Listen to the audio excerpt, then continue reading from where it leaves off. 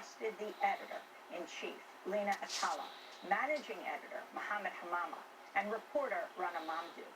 It came just a day after security forces arrested senior editor Shadi Zalat at his home. All 4 journalists were released from detention Sunday afternoon. The raid and arrest mark a sharp escalation in Egypt's attack on press freedom under Egyptian President Abdel Fattah el-Sisi, who came to power after the 2013 overthrow of former President Mohamed Morsi. While virtually all other independent news outlets have been silenced, Masr has been described as Egypt's last bastion of press freedom and continues to publish investigative journalism.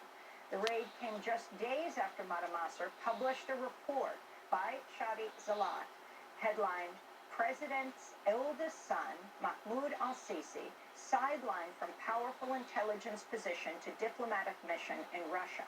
The article cited conversations with several government officials, including 2 members of Egypt's intelligence services. According to the piece, there was a general consensus that, quote, Mahmoud al-Sisi's rising prominence as a decision-maker, as well as the increasingly frequent mention of his name in international and regional media outlets, had significantly harmed the public image of the president and his family and constituted a threat to the stability of the administration. The article said the president, quote, immediately welcomed the idea of removing his son from the post.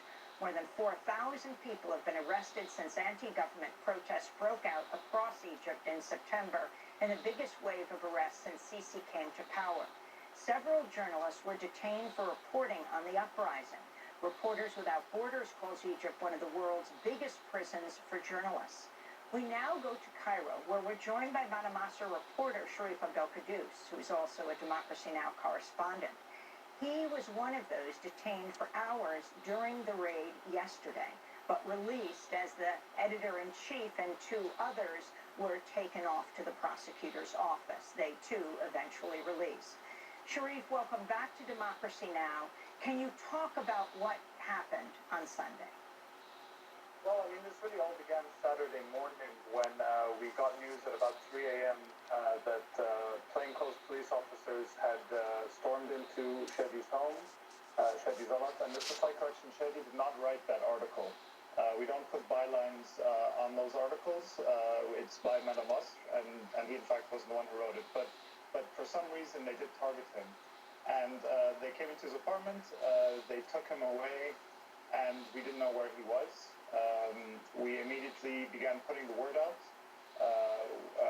and trying to get as much coverage as possible, trying to put pressure on authorities to release him.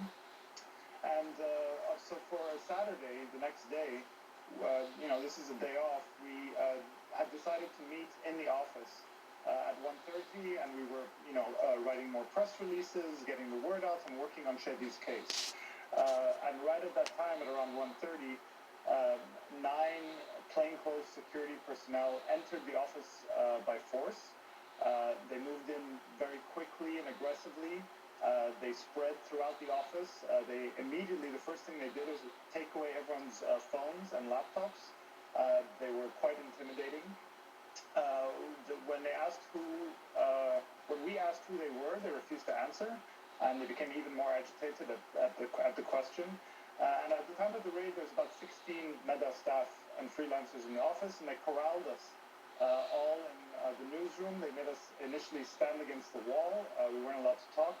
Then one by one, they asked us to come out, and there was a pile of laptops and phones that they had confiscated, and we had to identify our phone, our laptop, and hand over our national ID card, and they kind of set them in piles on a central table.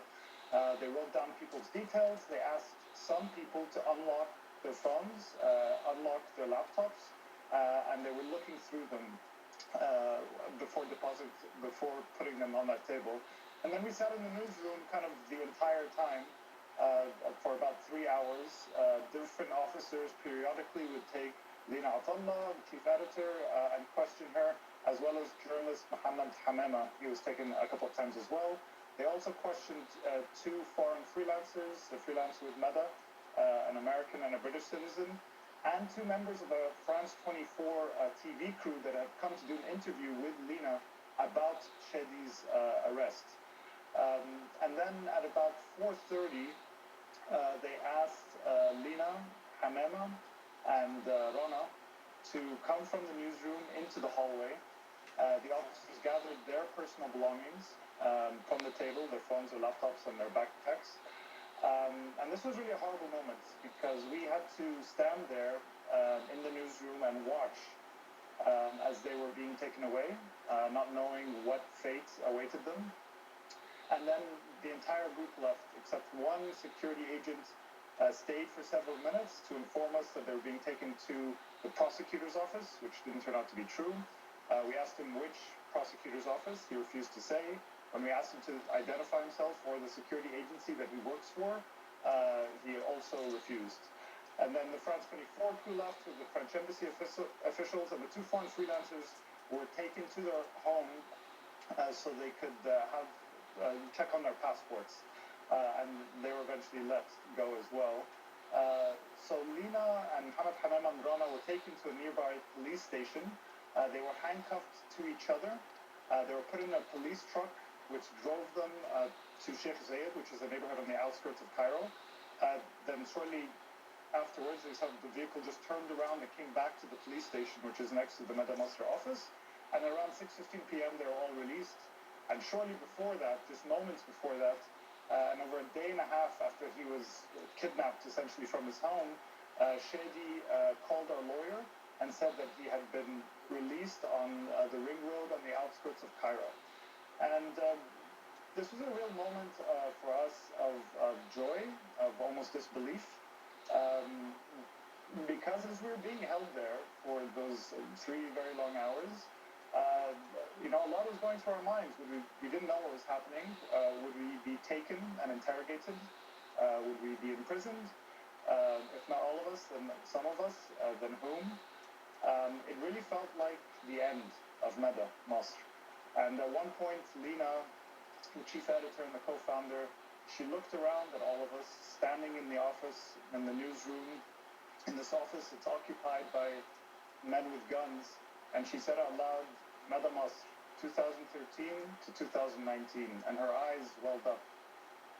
So we really thought it was over. But what we didn't realize was that standing there, that outside the door, there was a group of friends, lawyers, civil society groups, and the representatives of a couple of embassies that were there. They had heard the news. They came.